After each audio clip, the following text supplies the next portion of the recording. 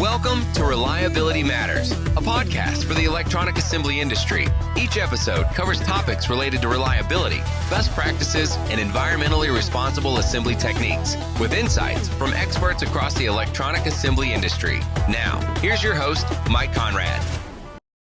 Welcome to another episode of the Reliability Matters podcast.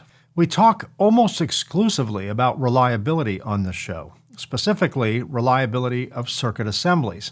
We discuss production best practices, design for manufacturing and reliability, failure analysis, and so much more. We've reviewed the latest trends in Industry 4.0, connectivity of machine to machine and machine to management. We've discussed big data and how to make all of our newly acquired data relevant and actionable. For all this to occur, our computers must function properly. They must perform the assigned tasks and communicate large sums of data, very large sums of data. What happens to our production line if the computer stopped functioning? What would happen if our networks ceased to operate? We've all witnessed the airline industry grind to a halt several times just in the last year due to computer failures and connectivity issues.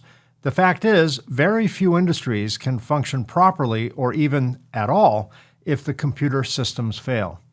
I'm not referring to quality issues within the computer or the network's internal circuit assemblies. I'm referring to malware, ransomware, and other nefarious actions brought on by hackers and other bad actors with the intent to disrupt companies, industries, and governments, frequently with the goal of returning or promising to return your own data in exchange for an exorbitant payment, blackmail. Our industry, like many others, is completely dependent upon computers and connectivity. Without either, most production lines would simply sit idle. How can we avoid this terrifying scenario? How do hackers gain access to our computers and networks? How can we add reliability to our computer and network policies and procedures? To answer these and other related questions, I invited a network security expert onto the show. Adrian Francos, co-founder and CEO of Zeta Sky, a managed IT support and cybersecurity services company, lives in the world of cybersecurity. He and his company protect their customers' networks through the implementation of security best practices and constant training, both for his customers and for his own staff. After all, as I speak, hackers and other bad actors are hard at work searching for the next scam, vulnerability, and the opportunity to score a huge payday, all at our expense. It's my pleasure to welcome Adrian Francos to the show. Adrian, thanks for joining me today. That was a great intro. I think you've just covered it all, Mike. We're good to go. There we go. We've covered everything. Thanks for watching. We'll see you in 2 weeks. There we go. So for my audience that knows me and has watched or listened to the show over the years, they know that I'm always fascinated with company names. You know, there's two ways to name a company. You could call it Franco's Industries, right? Or I could call my company Conrad Inc. or whatever.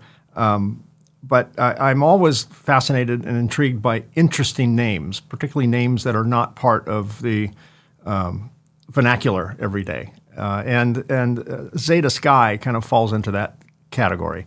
How did you come up with the name Zeta Sky, and does it have any kind of meaning? You know, I wish I had a really exciting story for that. I think it's taken on a meaning, but it started with just trying to find a name that was different. I think we achieved that. But when we first started, we really had and we still do have a core service offering in cloud computing, right? That's been our core focus. And security revolves around that. And so we knew, when I say we, my CTO and our co-founder, we're like, we don't want to use the word cloud. All these companies are being born using cloud this, cloud that, and I think people are tired of hearing that word. So we figured, okay, Sky, right? Let's use Sky. Let's use something else besides cloud. And Zeta was just, to us, instead of beta testing something, Zeta is going to be the last solution you need. So we put those together, came up with Zeta Sky. Some companies, it's funny, we've had clients refer to us as Zetaski because when you look at our email domain, it's all one word. They think we're a Russian company. We're not. Just to be clear, right? Just to be clear. Yeah. if you were to have started your business in the 70s or sooner, that would have been the worst name because you would have been the last listing in the phone book. Right? I remember back in the day when we had phone books that were more than just doorstops. If you're looking for a plumber, you would see listings for AAAA plumbing and then AAA plumbing and AA plumbing and A plumbing, just so that they could force themselves to the front of the phone book. But if you're doing something that involves alphabetical order, kind of screwed there, my friend. Yeah.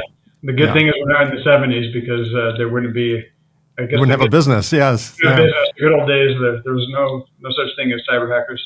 Well, there was no cloud in the way we know it today in the Right. 70s. There were tiny little mini clouds in Right. server rooms that required false floors and high amounts of air conditioning and large real estate. Provide me and my audience with a little bit of history about your company, Zeta Sky. What made you get into network security and IT support? Well, so my background when I first started my career, I always was intrigued with business in general. I loved working business to business, and actually started out of college in the correctional industry, believe it or not, on the right side of the bars. But I worked for a large company, and we handled what's called the inmate welfare system. So when inmates are in prison or in jail, they have the ability to purchase goods. And so my company at the time that I worked for, we would put in their whole system, from the kiosk ordering systems to building their websites to even the counting of it. So I just learned to love technology, and of course that was in a highly secure environment. Right, everything we put in place was all about security, and I never really thought about security much until that job. And so after doing some time there, I got acquainted with our co-founder, Olivier Matim. He's our current CTO, and we saw a need for the small business space, right? So at the enterprise level, they can afford every bill and whistle. I mean, if there's technology out there, the Fortune 500s probably use it. Even competing solutions, they're going to have it. But the issue is, and I really hung out around a lot of other small business owners at the time, and we saw a need that the small medium business, what we define, everyone says that, what does that define? Anyone with, let's say, 1,000 employees or less, that's small and medium in our book. And they're probably not going to have an IT department of 30 people. They're not going to have a $5 million a year budget just on security. And we really became intrigued with how do we bring those type of solutions, make them simple and affordable for the small business. And close to 10 years ago, we decided, especially in our region, we put Zeta Sky together, put a business plan. It was, took a little crazy leap, which I know you've probably done the same thing yourself, Mike, and it stuck. Right, we started building out really with the focus on cloud computing and security, and that's how where we are today. Yeah, very good. When you say inmate welfare, that almost sounds like an oxymoron. Yeah. I don't think it's the healthiest place to be. So I tend to ask questions that are kind of novel-esque. They can go on and on and on. So get comfortable here. There's a lot of things within the electronic assembly space that keeps us all up at night because our industry builds complex circuit assemblies, frequently using new state-of-the-art, edge-of-the-envelope technology. We're always learning new procedures and methods to stay ahead of the curve through technical conferences and symposiums, published papers, podcasts like this, webinars, all of that. We are constantly learning. Cybersecurity, for many, is way out of our league, right? I build cleaning systems. Other people build reflow ovens. Other people build AOI machines. Other people are failure analysis experts. But probably none of those subgroups of subject matter experts within our space know a lot or really need to know a lot about cybersecurity. We just assume someone is watching out over us, either they're at their company or through managed services or something. Cybersecurity, let me back up a little bit. For example, once anyone is attacked by ransomware, there's often little choice but to pay the ransom. I've seen many, many stories. I've talked to you many times. Mm-hmm. And just for full disclosure, by the way, for my audience, Adrian and his company, Zeta Sky, manage my company's security and IT. We are their client. And of course, he's agreed to give me 10 years of free service as a result of that. No pay to play here.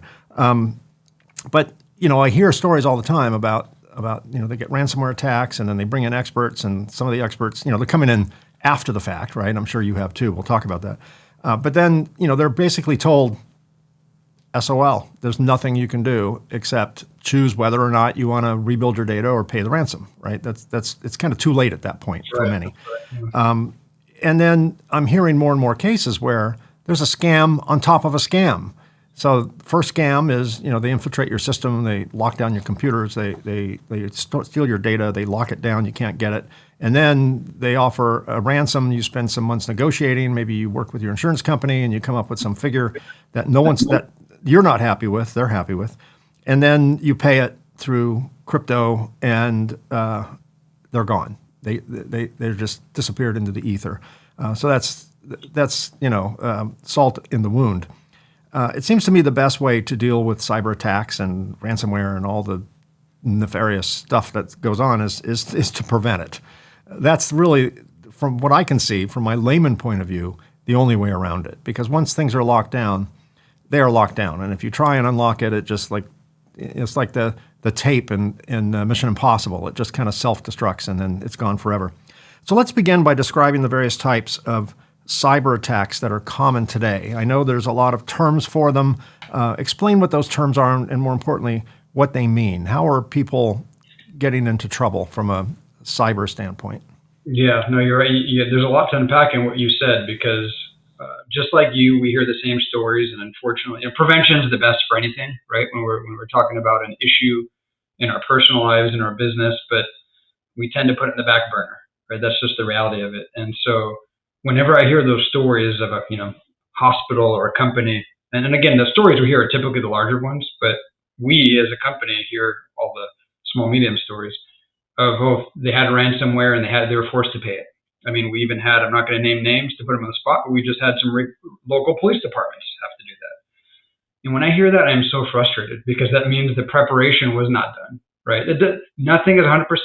You may still get a breach, but if you've got the right steps in place, you shouldn't have to pay the ransom, right? And that gets into a very sticky situation because in the last few years, the government has come out and said, you're not allowed to pay the ransom, actually. You're now donating to a known terrorist group, right? And so you're kind of stuck. And we can get into those details of how you can get around that and what insurance companies do. But to answer your question, the types of breaches that we hear the most, I'm sure most of your listeners have heard of ransomware, right? That's the most common. By now, we've all heard that term, unfortunately. And that's usually what we call the payload. That's sort of their end goal. But the real question is, you don't just get ransomware out of the blue, right? Your network's been breached, and 90% of the time it has to do with us as humans, right? That's just the reality. Now, there's still a lot of great technology that has to be put in place, and that's why we're in business. But the reality is, if you've got all these fancy tools from early detection to the proper backups to what we call foothold detection too, password managers, MFA, all that stuff's great. But if you don't actually train your staff what to look for, it's almost impossible because these hackers are smart. They run a business like you and I do. So they know what the tools are out on the market, and they're constantly working their way around those. But the one thing that you can do is really educate your staff so that they know what to look for. So, ransomware is still the most common. For anyone that doesn't know what it is, essentially you get a virus or malware, locks all of your data, right? So you go into work one day, your staff complains to you and says, hey, I can't open these documents. It has some text file, and then there it says something about we have to pay a ransom. That's what they do. They encrypt all the data.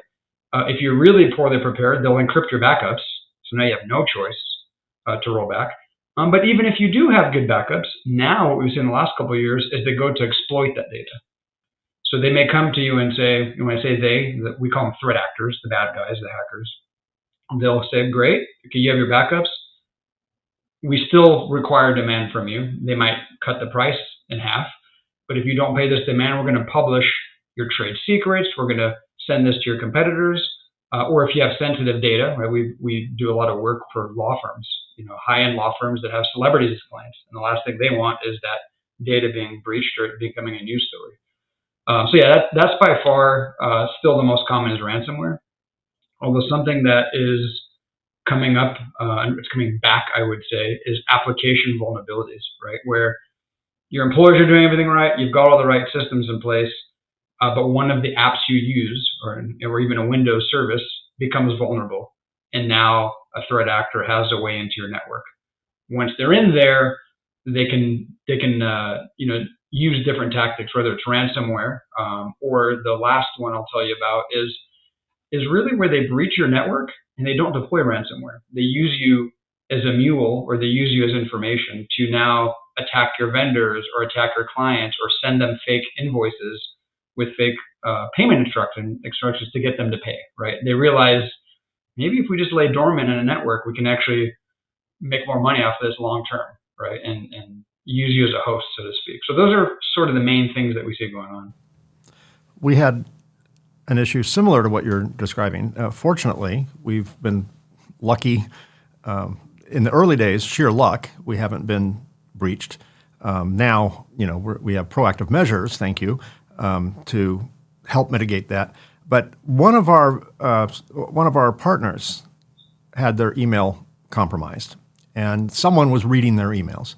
And it was a distributor of ours who buys our equipment in another country and then resells it. And we sent them an invoice, of course. We sold them a machine. It was $40,000 or $50,000. We sent them an invoice. They then received an email from an email address similar to ours. But at first glance, it looked like it came from us. And it even had an employee name on it because they had all our correspondence, from the distributor side. And they sent an email to their accounting department, and they said, this is so-and-so from Aqueous Technologies, which it wasn't. They said, we've changed our bank. Please use the following SWIFT code and routing numbers to ACH the next payment to us, which is $40,000 or $50,000. And they did. They didn't look at the email address carefully enough. It had a combination of our name plus a few other letters, but they just thought it was from us. It looked familiar. And they made the payment. So several weeks or months later, whatever it was, we reached out and said, hey, guys, friends, we're still waiting for a payment. Yep. And they said, oh, we paid you. Oh, gosh, sorry. Can you provide proof of payment? Because we don't see it on our end. And they sent it to us, and it was very clear instantly that it wasn't our bank. And, they responded with, oh, it's too bad you've been hacked. And I'm like, no, you were hacked. And, I hate to say this, but you still owe us the money. You paid the wrong people. And that's not our bank. You should have checked with us. And even back in the day when I was a little bit more involved in day-to-day operations in my company, I would make the ACH payments and the wire transfers. And every transfer, no matter what, asks you have to double click. Are you sure? And they recommend that you phone, not email, phone your the company you're paying, just to make sure that is the correct information. And they warn you, do not rely on any written emails and things like that. That's right. And of course, I just go, yeah. It's just like when you call IT support and they tell you the first thing to do is reboot, and you go, yeah, I did that. You just kind of do it. It's something as simple as getting access to someone's email. They can do a lot of damage without technically hacking. They're not hacking into a system. They're just, except for maybe reading the emails, they're just reading emails, and then they can put a lot of things in play that are fraudulent. We've seen that in both cases, Mike. So what you're describing, it happens so often. I literally was on a call just yesterday with the exact same situation. It was our client that we have all the protection in place. They said, hey, our client just let us know they sent $28,000 to who they thought was us. And again, it's not, you don't realize it until your vendor, in this case it was you, Mike, reminding, hey, you're late in your payment, right? Because they think they paid. The exact same thing. So typically somebody's email has been breached when they can really read that correspondence and go back and forth. But even outside of that, there's cases where nobody's been breached. All they do is research online. They go on LinkedIn, they find out who you are, they find out your controller or junior controller, they find out maybe who you're connected with as a client, and they just completely spoof the email. Right? They're less sophisticated, but that works as well. Lower percentage of the time, but there's no breach involved. It's just pure what we call social engineering, just tricking people. Yeah, it's funny because I think most people, including myself, at least used to believe that these are clever, break-ins, digital break-ins, and most of the time they're not. They're not actually that sophisticated.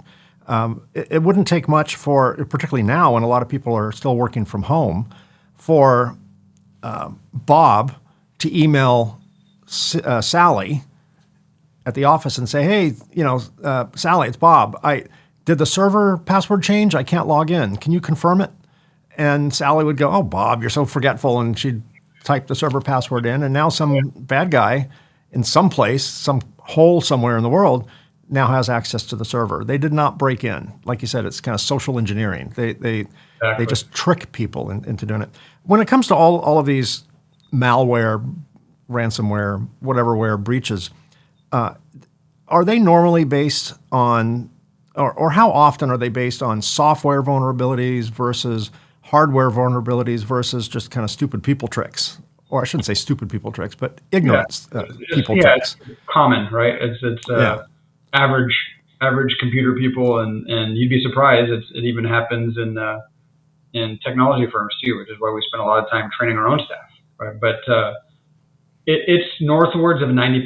90% of the time, it has to do with somebody took a wrong action. They clicked on a link. They entered in information into a what we call a poison page. That would be, you think you're going to Amazon, for example, or you think you're going to Microsoft.com. You log in with your credentials, but you've actually been on a fake page, right?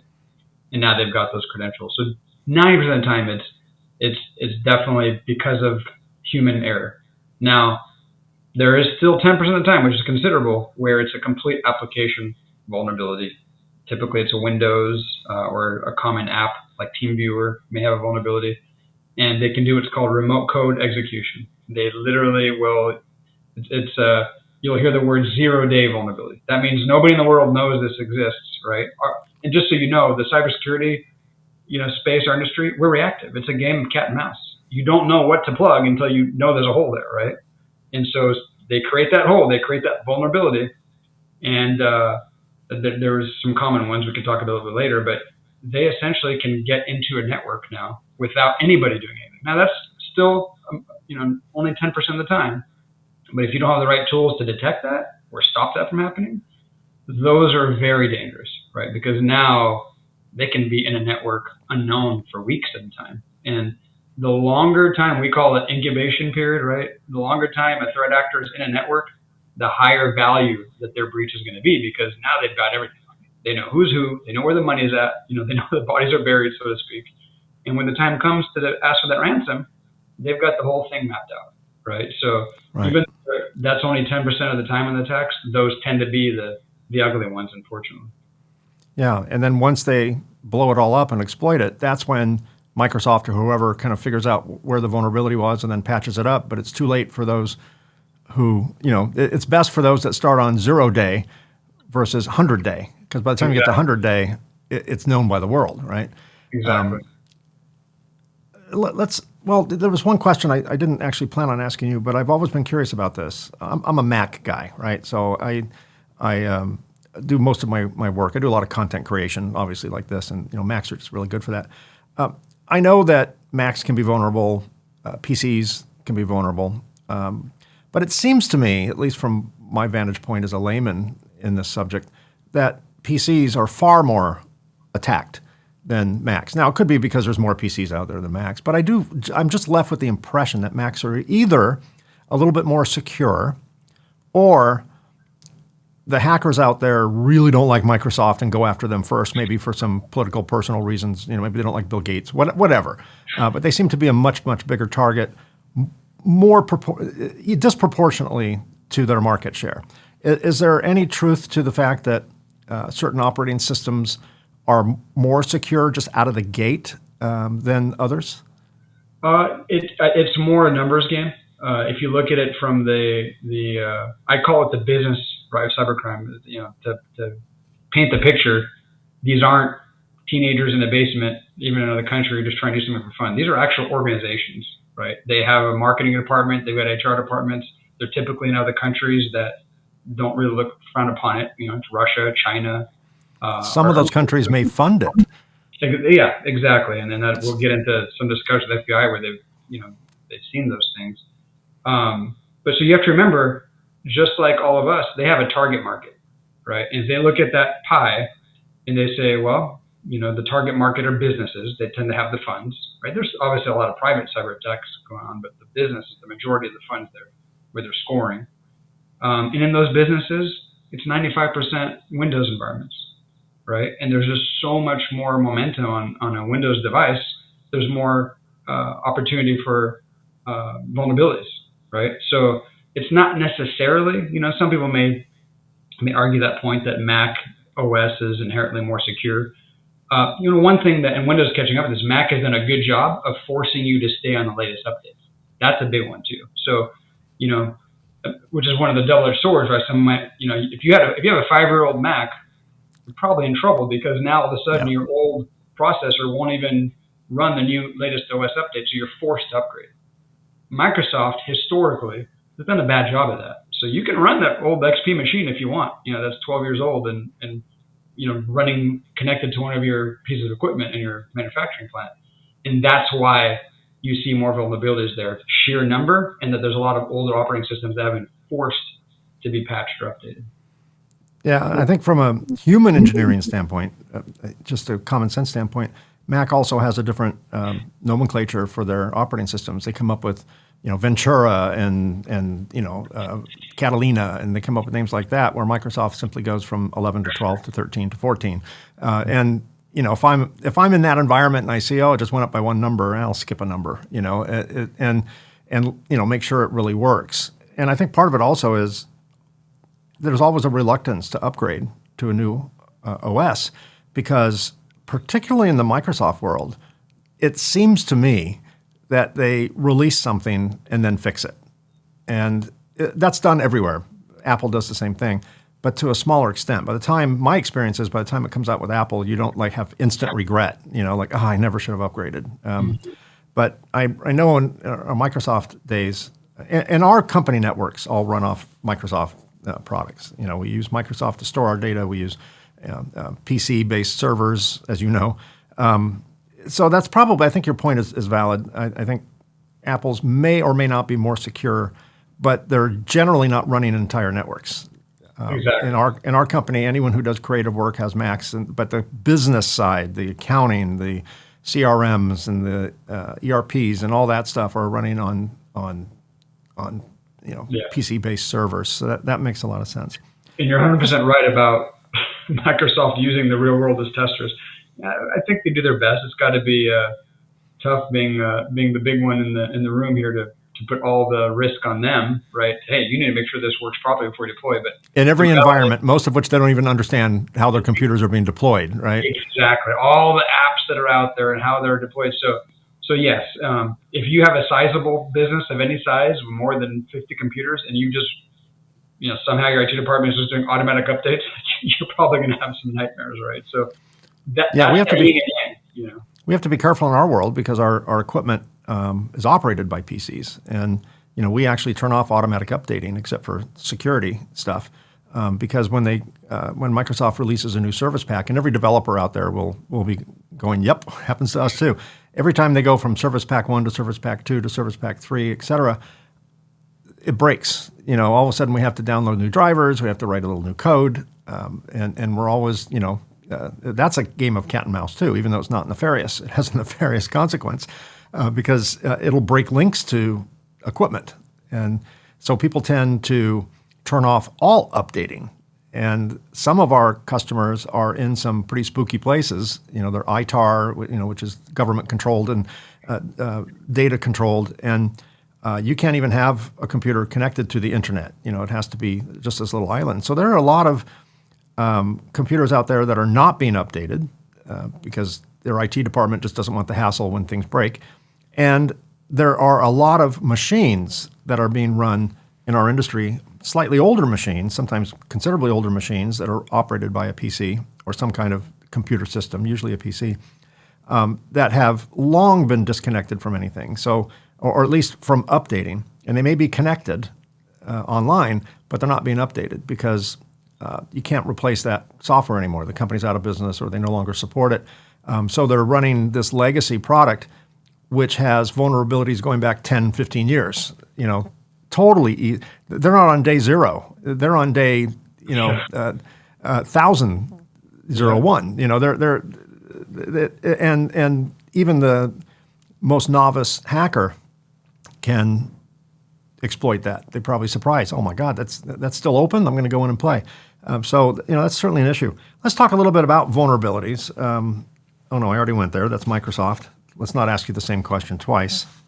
I know that you've had meetings. You talked earlier about the FBI. I know you've had meetings. We've shared that story with the FBI on the subject of cyber attacks and all of that stuff.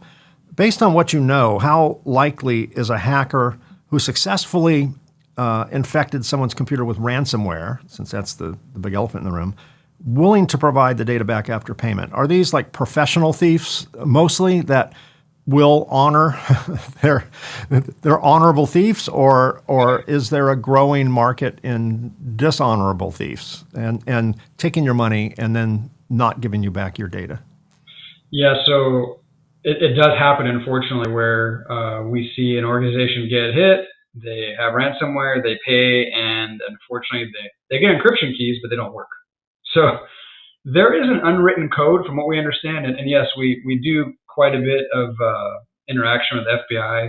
In fact, when this airs, I think this may come out during Cyber Awareness Month, which is October. And we actually put on an event open to the public. Be happy to give you some information about it, where you can come for yourself and meet the FBI, meet CISA, National Security Alliance. They come to our event and to share knowledge with us, with the business owners, students, whoever it may be. And what we found out is that the unwritten, the code of ethics amongst the hackers, if they have ethics, is definitely give the encryption back. Because imagine if all the hackers stopped giving encryption back. They'd get no more ransoms, right? The business would be like, why am I going to pay? I'm not going to get it anyway. So They definitely want to have the encryption work. The problem is, usually it's a mistake, right? So as odd as this sounds, if you do fail your cybersecurity prevention and you get ransomware and you don't have a good backup, you better hope it's a pretty well organized ransomware group, right? Because they're going to give you that encryption back. Why?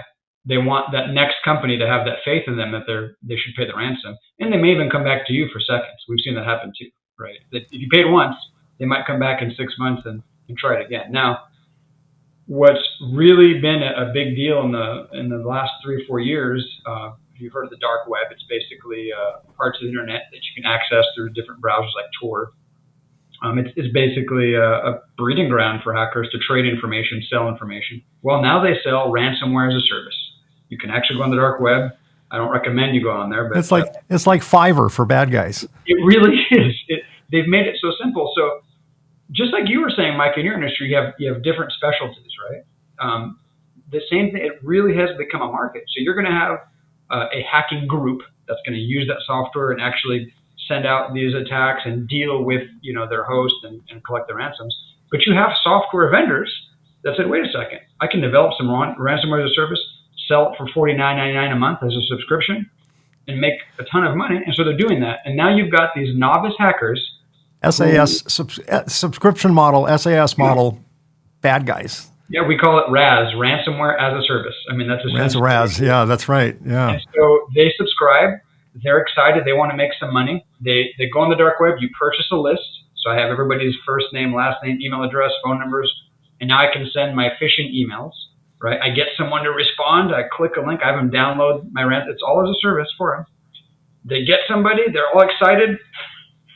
Oh, they think they send you the right encryption key, but they don't. And so when you get a novice that's been hacking your company, it's actually worse because it's kind of like getting bit by a baby rattlesnake, right? They're going to release all that venom. They don't know what they're doing. So if you're going to get attacked, make sure they're professional attackers because you don't want any hackers out there. Right. I mean, we want to prevent in the first place, but yes. Exactly. But given the choice between, your choice of hackers, you want people who know what they're doing rather than novice hackers because they could inadvertently screw it up, even if that wasn't their intent to steal your money a second time. Think about Ocean's 11, right? I mean, you run a casino. Do you want the guys that broke out of jail to come, raid your hotel and create a scene, or do you want it to be professionally done? And let's keep it clean. I mean, that's kind of the analogy I'm thinking in my head. So after a ransomware attack, after someone pays, after they've de-encrypted your data, I'm assuming it's a pretty wise move to get all new computer hardware because they may have left a little morsel in there that allows them to do it again, right? I mean, you can't trust that hardware anymore. Is that hardware Is any part of that hardware saved, or do they just put it in a giant pile and torch it, or do they just take the disks out? Yeah, typically what is recommended, especially when we get into large organizations and you have a forensics team and their legal team and insurance, is at least taking out the hard drives and replacing with new fresh hard drives, rebuilding what's called a new Active Directory, kind of the brains of your network. Just rebuild it from scratch. Is there ever anything like hidden in the RAM memory that would have to be pulled out of the motherboard? And no, it's all okay. Yeah, it's all living. Because even your BIOS, when you boot up a computer, it's all living in that hard drive. Okay. So if you replace the hard drive, again, these are worst case scenarios. Obviously, there's prevention measures. If you have the proper, and this is why I get so frustrated going back to the beginning when I hear news, they had to pay the rent. There are, it's more than just backup. It's what we call continuity systems with what's called immutable backup, kind of like blockchain technology, where you can actually decipher in a point in time, okay, this is when we were infected, and you can safely recover before that point in time. Then there's no need for all this. But the fact is most companies don't know about this, or even IT departments don't know about this type of technology. And so if they can't, without a shadow of a doubt, say, yes, we can recover and have no trace of any infection, you've got to rebuild it. And that's the cost, Mike, that's obviously always forgotten. You always hear the ransom, right? They paid X amount, they paid this, they paid that. But what cost was it in downtime and productivity, right? Loss in reputation. Are you having any legal issues, right? We've seen that too, unfortunately. But then the cost to rebuild your network, you could be talking 3, 4, 5, 6 months before you back up to the way you were, and now your IT team's completely off track of what they should be doing, right? So it gets pretty ugly. Based on your experience, you work with a lot of law firms, and you work with random aqueous cleaner manufacturers and things like that, at least one. What in your experience has been the average, if there is such a thing, an average ransomware amount? And what's the average asking price, and what's the actual payment price on average? So that's really, really interesting. It's grown. I guess inflation's been affecting the hacking community too. It's grown substantially. So I would say as recent as 3-4 years ago, if you had a $50,000 ransom, that would be average, right? For a small, medium-sized business, if you had 30 to 50 employees, you're $20 million, $30 million your business, you'd get a $50,000 ransom, you'd pay it and deal with it, right? We are definitely seeing now, because of that sophistication, like I was telling you, they're able to get in your network and learn. They're going to take a look at your financials. They're going to say, what are your revenues? If you're not encrypting your data, they can look at your profit statements, perhaps, look at your receivables, and then they make a lot more. When you say I can't afford it, they can go au contraire. Exactly. They have that data. So it's very common. Unfortunately, we're seeing $500,000. That's can become kind of the new floor. The latest case I'm just dealing with is $8.2 million is the demand. So we're definitely seeing them, $500,000 to $1 million is probably your new average, I would say. Now, I'm guessing that, and I want you to finish that, but I'm guessing that in order to maintain credibility, if you don't pay, they do destroy, right? I mean, you do not get it. It's not a bluff in any case. No. Yeah, absolutely. They'll destroy. So $500,000 is kind of a new common ask. It is a new ask, and they've gotten really clever as well. Again, you got to think like them from a business standpoint, right? The longer time goes on, and the longer that they can engage a company like us, where they get the FBI involved, and just maybe you find a way to recover without paying the ransom, it's not good for their business. So now they put time limits on it. They say, hey, you're infected. You have 48 hours to pay. If you don't pay in 48 hours, we're going to delete half the data, and it's gone forever, and our demand will increase.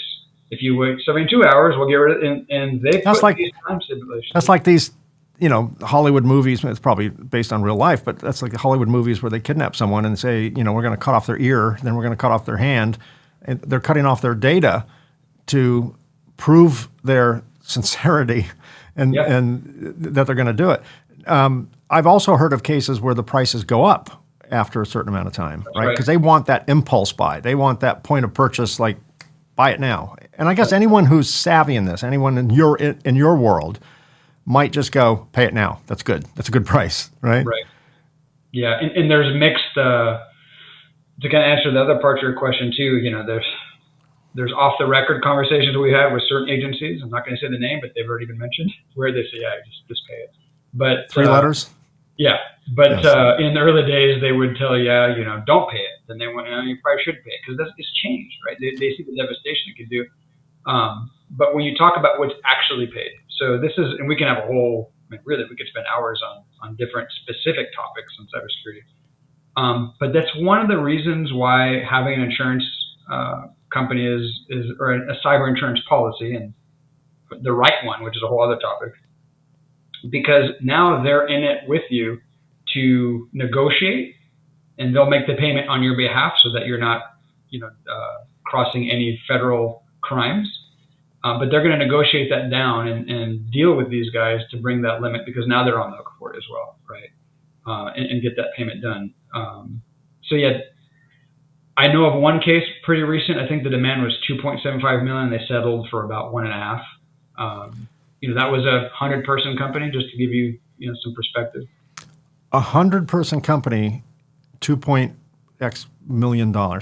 Yep. 1 point something paid. That seems awfully high. If you count per employee, that seems awfully high. Thankfully, they had a good insurance policy, but then when it came time to renew, you can imagine what happened to their premium. Oh yeah, insurance policies are just loans basically. They'll pay it off, but then you pay them back. That's right. So speaking of insurance, most companies carry general liability insurance, which probably have a token amount for, if any, for this, maybe $10,000 or something. We had once an employee embezzle money from us, and we had embezzlement. We didn't have an embezzlement insurance rider. Just embezzlement was part of the myriad of things it covered, just a small token amount. So it covered about 10% of what that person embezzled. But 10% beats 0%.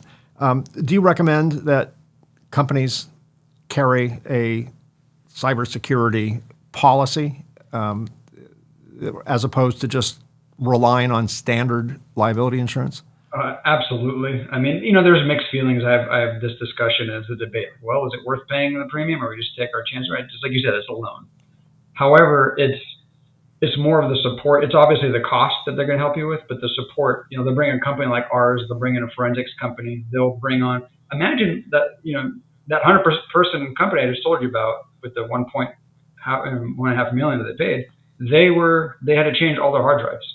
Now, to change 100 hard drives on a computer, you need feet in the ground, and the insurance company will provide that as part of that service too.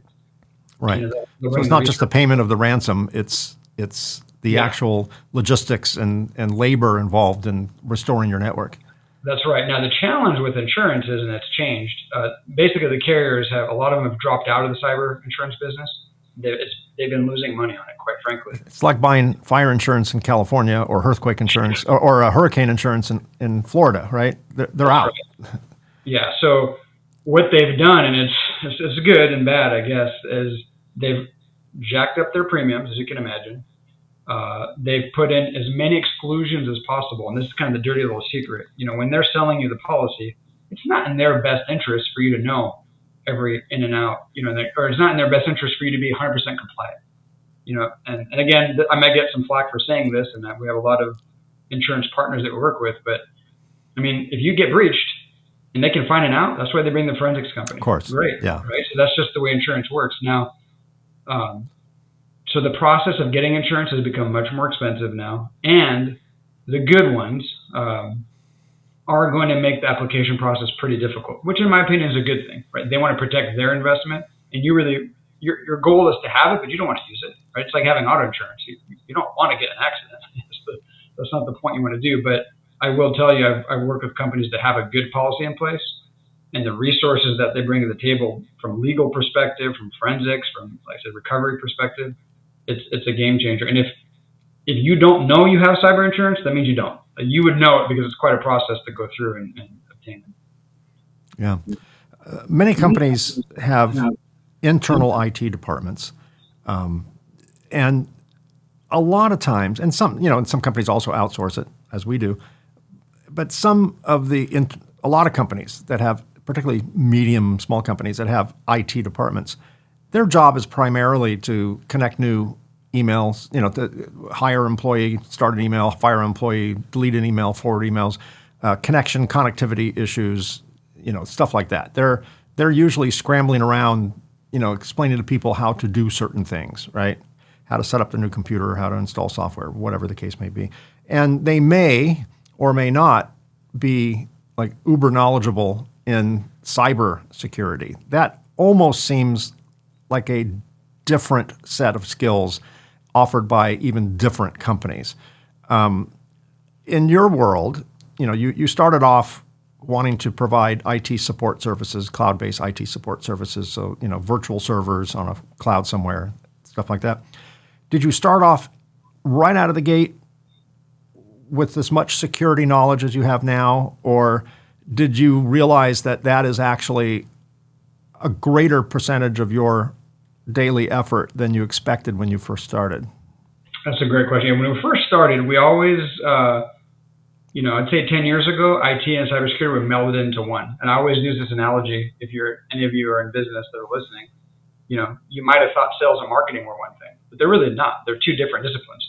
They're overall achieving the same goal, but completely two different disciplines. And it's the same thing with us in IT and cybersecurity. So when we first started, we would always push training, we'd push MFA, kind of the basics, if you will, which unfortunately a lot of times still gets overlooked. But we learned about 5-6 years ago that this is evolving at a pretty rapid pace, and you need staff that are focused on that. And what does that mean? That means that they've been through the experiences, they've been through recovering, right? Because unless you've actually been through recovery of ransomware yourself firsthand, you don't know what to expect. And most IT departments in a company, yet, it's a good thing, haven't been through that, right? Or they don't go through it very often. They aren't going to conferences. And the reality is we have two sets of customers. We have customers that we provide IT and cybersecurity, and then we have sets of customers where we're just cybersecurity. And those are typically larger firms that have an IT department, right? So we complement them. And the reason is, and any of you listening that are in IT, you're a firefighter. Like you said, Mike, you're reacting, right? It's day to day. It's this person's system is down. Our production's down because this one computer down the line is down. The president can't email, or whatever it may be, and you're constantly dealing with user type issues. And those will always exist, and you need a good IT department for that. Or it's hardware based, right? Our servers running, do we have the performance we need? It's about performance and uptime. But you need that separate check, right? You need somebody, there's a position being born in a lot of companies called the CISO, Chief Security Officer, right? Who is different than your CTO, Chief Technology Officer. All they're looking at is security, policies, and it's not all technology. Like you mentioned at the very beginning of our meeting here was, hey, when you get those weird payment instructions that are new, the policy is you should call, right? So you need somebody in the company whose job is to be writing, enforcing those policies, and testing and checking them, right? And in some cases, you may be under compliance to do so anyway, so you need that position. So what we try to deliver is both of those parts with different people in an organization that are actually checks and balancing. So like right now, for example, we have someone's job, all their job to do is to run assessments on all the customers. They're not involved in support. They didn't build the environment. They need to run what we call a penetration test and try to proactively find any gaps that are missed, because there is no IT department that is set up perfectly. Because even if you're set up perfectly today, next week, as we talked about before, there's new patches, new vulnerabilities. Day zero, yeah. Yeah, you're day zero again. So it's a constant battle, unfortunately. So when people outsource their IT support and cybersecurity, they're certainly outsourcing a certain amount of responsibility and tasks. Are they also outsourcing the liability? No. In other words, if I have a service like yours, which I do, if we get ransomware attacked, and you call me and go, Mike, you've been attacked, or I call you and said, Adrian, we've been attacked, do you turn around and go, can I turn around and go, oh, wow, that sucks for you. How much are you going to have to pay? Or is it just, there's the liability still stays with the customer, right? With the user of the systems. Absolutely. Yeah. The liability is, and we always ask that when we deal with who's in charge, who on your team is responsible for your compliance, let's say, or who on your team is responsible for doing these things. So it's no different than having an internal IT department, right? If you get ransomware, does your IT manager pay the bill? No. At the end of the day, the company is responsible, right? And there's that due diligence that has to be done. The buck stops here. So if a company's looking for outsourced network security, IT services in general, but we're really focusing on network security, what types of questions should they be asking you or any of any company like yours, what questions would come from a savvy, smart buyer of services like the ones you provide? I mean, you can ask certain questions, right? You're going to get various answers. Like, do you have dedicated security experts? What certifications do you have? How often are you training and going to conferences? Those are all great. But what I really suggest to someone or for companies looking to hire a security team, have them run a penetration test. Right? That might cost you something, but actually have them run a test, a vulnerability scan on your network without giving them any information, right? And so from there, a experienced security company is going to be able to show you those holes. And basically what we do when we do this is we white hack your network, right? We'll pretend that you got phished, and let's see what we can find. Can we crack passwords? Do we see administrator information? Do we see vulnerable backups? That is the best place to start, because then you've got someone that can show you what you don't know, right? And that's the biggest risk we see in companies. Is companies just don't know, right? They assume, well, it must be safe. I've never heard of these things. I don't even know where to look. How do I know if I'm secure or not? So the first question, hey, can you guys run a vulnerability scan without, they come in different flavors, but if they come and say, oh, great, yeah, hand over your admin password, let's log into your server. That's not a real world scenario. You don't give that to a hacker. So have them, sign an NDA, have them come in and run a vulnerability test and show you, okay, this is what we see, in the different areas that are gaps and vulnerabilities. Here's how to fix them, and here's our expertise to do so. It's really that simple. A lot of your law firm clients and other type accounting firms and things like that, they rely on their computers obviously for day-to-day tasks, right? They're all the pleadings, all the court correspondence, all that stuff for the law firms, all the ledgers and spreadsheets on the accounting firm. They need to be able to have access to those and transmit those on demand. In our world, we have all that too, because our world is a business. But in addition, the electronic assembly space, particularly in modern times, is relying on computers to run all the various machines that are part of a typical surface mount assembly line. And these machines, due to what in our world we call Industry 4.0, which is the connectivity of machine to machine, machine to a server for everything is, we live in a world of big data. All these machines are capturing terabytes of data going up to some cloud server, and that data from all these various machines is going up to one portal and being dissected, and the use of AI is quite common now in our world to interpret that data and to make it actionable.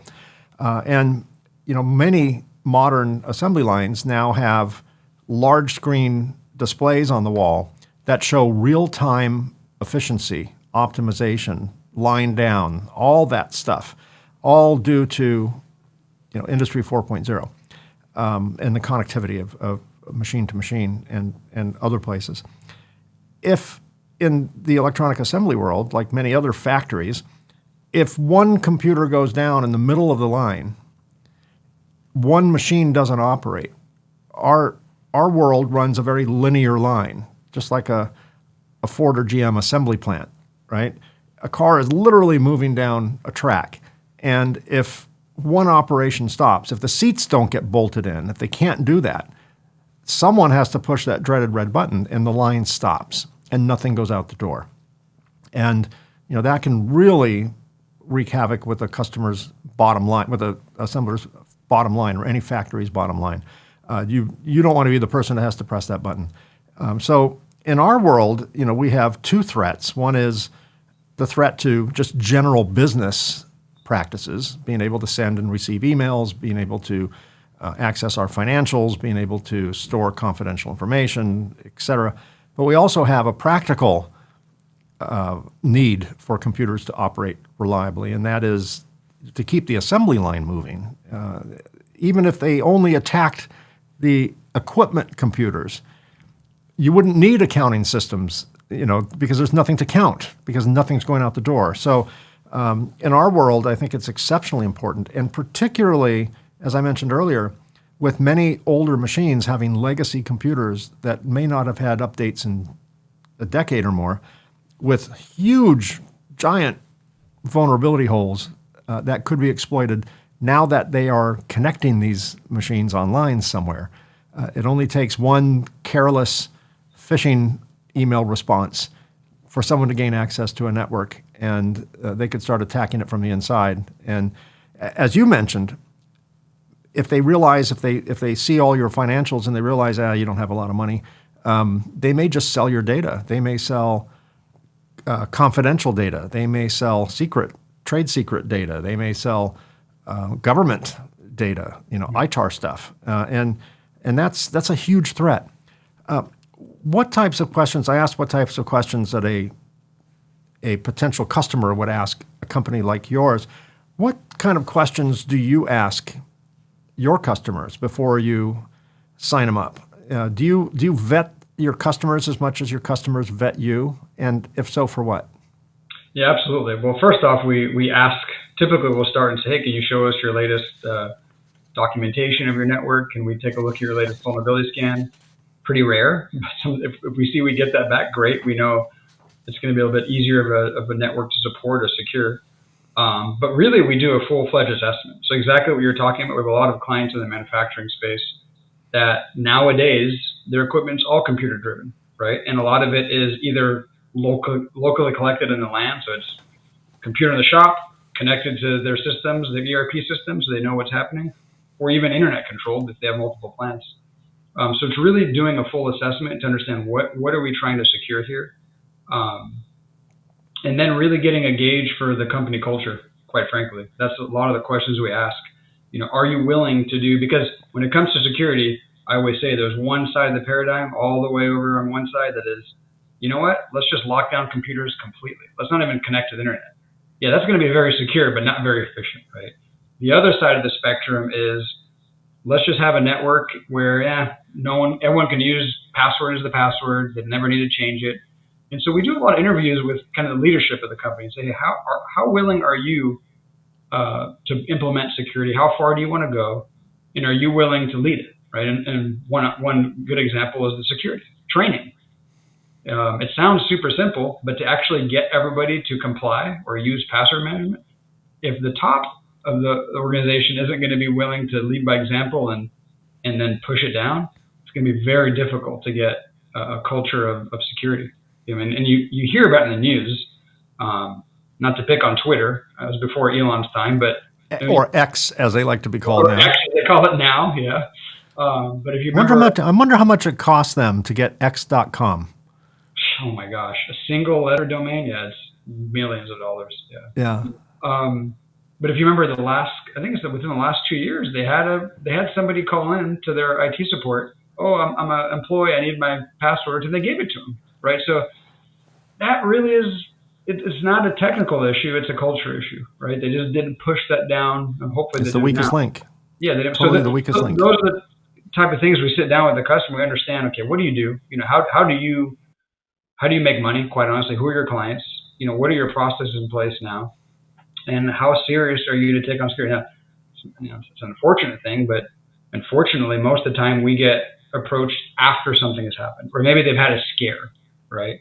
We actually had a really cool, finally, we had someone that had a very little scare. They had some intuition, some weird quirks happening in the network, and we're actually able to put our services in, and we call our security operations center. We install some tools to look for weird activity, and we actually caught someone in the act logging in from Russia to the RDP server, right? So we could see, okay, someone's logging in as admin here. Let's just shut this down. And we know, but it could have been worse, right? So caught it in time. Hopefully that answers your question, but just trying to get the feel for how serious are they. As we're almost out of time, but I do remember just a few years ago reading a story about, I think it was a CIA, it could have been NSA, but I think it was a CIA program that was this black hat, operation going on where the CIA or whatever government agency had this kind of Trojan horse kind of software thing, and we used it against state actors on the other side of the fence, and we could hack into their networks, not for ransomware, but for espionage, for spy stuff, spycraft. And then one day, the CIA or whatever agency it was got hacked, and that particular Trojan horse became available on the dark web. And all of a sudden, we had CIA strength attacking software going after American companies. That's right. That was created by our own government. And you don't need to be a conspiracy theorist to know that this is certainly possible. We have, but that would be akin to a terrorist stealing a nuclear bomb and using it on us. Exactly. We designed it. We just didn't secure it. Ironically, right? It blows my mind. As we finish up, tell me about the importance of training. You talked about training. You have to train your customers, obviously. And I know from my experience, and don't tell me off here because I know I'm a little bit behind on my monthly training activities. But obviously, there's a need to continually provide training support because the day zero instances. But how does the trainer get trained? How often? Obviously, the world has changed.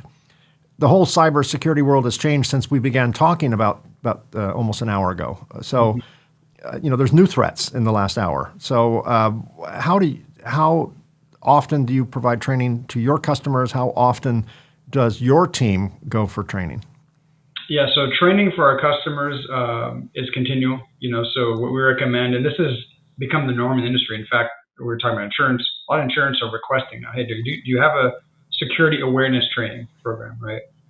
Depending on the organization, it might be driven through HR and things of that nature, but existing employees should be trained at least annually with a required test that they have to pass, right? We now offer pre-screening employment. So when you're bringing in a new person that you're looking to hire, get a baseline of how much do they know about basic, computer hygiene, let's call it. But then ongoing, as often as every week, you should be sending updates about the latest threats that we see. We call them micro trainings. And then how do you test it, right? I mean, in the old days, we would just, customers say, can you come do a webinar for us or come in our conference room? How do you really know that people are paying attention? Well, we test them. So you can actually send your employees fake phishing emails and rate them. Are they? Is Johnny over here keep clicking on these emails? Guess what? He's higher risk. So we call that, it's known in the industry as the human firewall. You have an actual firewall on your network, but your employees make up your human firewall. So how do you keep that updated, right? It's through training. So that needs to be constant, ongoing. I always say when you hire that new person, their first day as part of their onboarding, before they even log into your network, they should take the training, right? Little biggest myth out there is, the young generation I'm hiring there, they know everything about security. They should be fine. That's actually doesn't really necessarily mean anything because we see a lot of attacks happen to the new generation coming into the workforce. They trust them. They're born with a screen in their hand, right? So they see an email from the owner telling them to go buy gift cards. Like, must be, I got to do that. I got to do the job. So make sure that you train them, when they first come in. In terms of our staff, right, on the security side or even the IT side, we do the same thing internally, right? That we practice what we preach, but also continually going to conferences, just like you do in your industry. We also partner with other IT companies and government agencies. So the FBI is sharing information with us because the quicker we know about these zero-day attacks, the quicker we know what to look for. It's that simple. So it's ongoing. It's every month. It's having meetings with our partners. It's every quarter going to the latest conferences and just sharing that information. I mean, that's the bad guys are doing the same thing. They have their little underground conferences and they're sharing their tools, just like you talked about. The latest tool they have that they can make more money. They're going to do the same thing. Yeah. We live in a very digitally connected world. Many of our homes have cameras that are connected to our home Wi-Fi, Ring doorbells, Nest systems, things like that. We have refrigerators now that are connected devices where we could look at the contents of our fridge from the grocery store. I have 6 Apple TV boxes in my house. Each one is connected to my iCloud account, which in itself stores a bunch of sensitive data. When we think of IT support, we think of computer server networks and things like that in a traditional business sense. Many of the businesses within our space and pretty much any other factory also have online security cameras and other appliances, which are not really considered computers but they are connected. There's a lot of connectivity within those. How vulnerable are those those devices that are not commonly associated with a computer or identified as a computer, but certainly have computer-like capabilities that are connected to the same network their actual computers are connected to? Is there a threat among those devices? Or is anyone looking out my Ring doorbell or looking in my refrigerator to see how much milk I have and whether or not it's expired?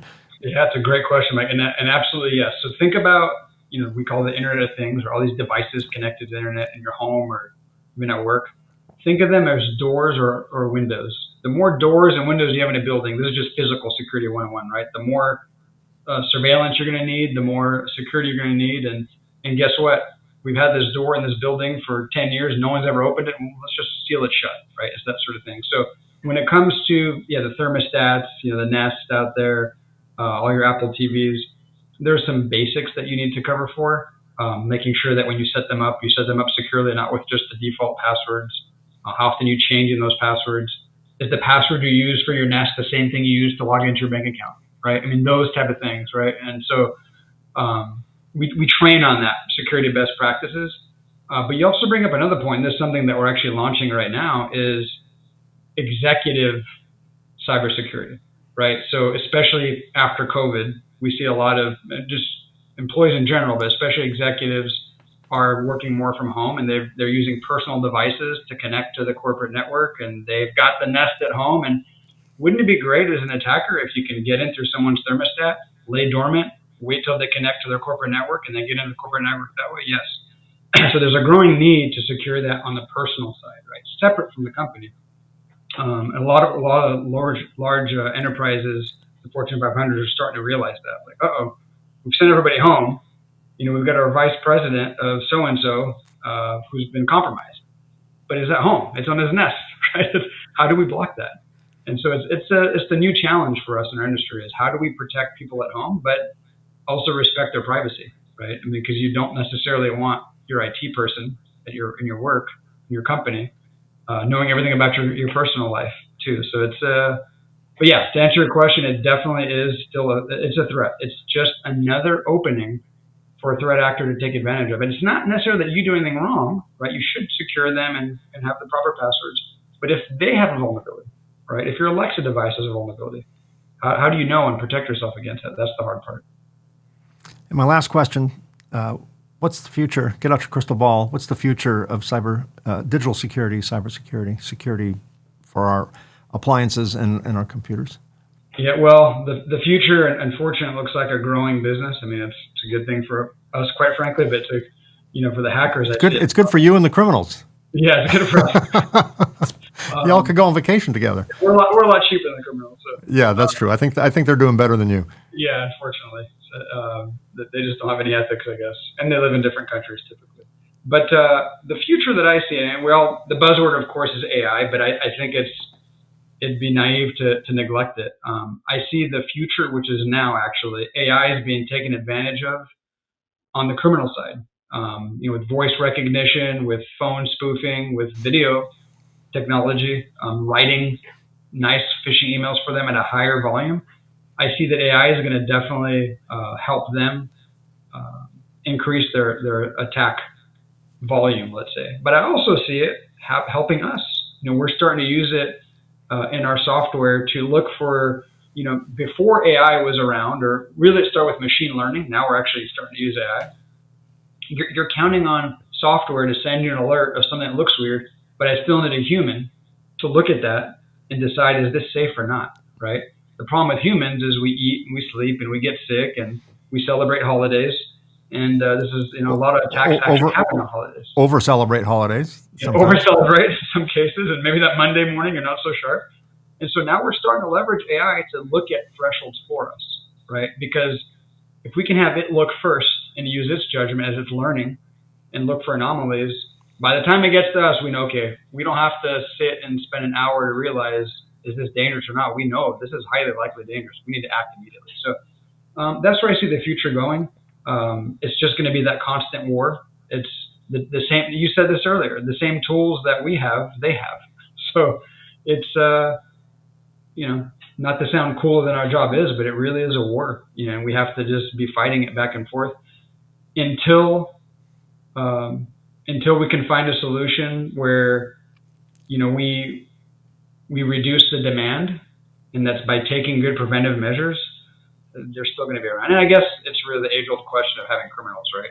They're just they used to rob banks back in the day or stop stagecoaches and horses. Now this is a great life for them. They can do it behind a screen. So until we can find out how to get rid of criminals, I unfortunately don't see it going away.